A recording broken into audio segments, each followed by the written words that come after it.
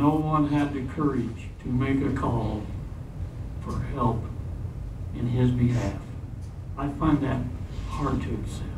Defendant Kevin Tracy, facing charges for aiding and abetting a robbery, sat silently in a Canyon County courtroom with his head down, wiping away tears as he listened to victim impact statements from family members of Steven Nelson, the man beat to death near Lake Lowell last April.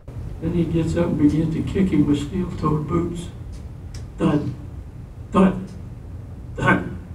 The defendant met the man responsible for the beating, Kelly Schneider, for the first time earlier that night, and the details of what happened that early spring morning were shared with law enforcement right away.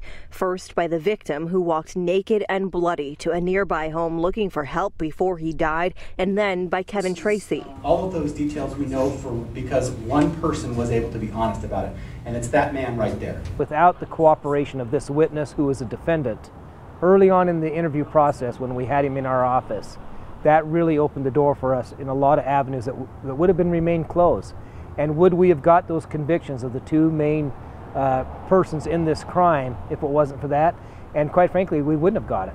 In court, prosecutor Christopher Boyd recommended probation for Tracy, whom, in agreement with the defense, said Tracy was coerced to tag along that night by his brother and co-defendant Jason Woods, whom he later testified against in court to help provide closure to the victim's family. The only reason that he's even here today is because his older brother pushed him over and over and over again to come with him. The defendant briefly addressed the victim's family, offering his apologies for what happened to Steven Nelson that night and for not stepping in to save his life.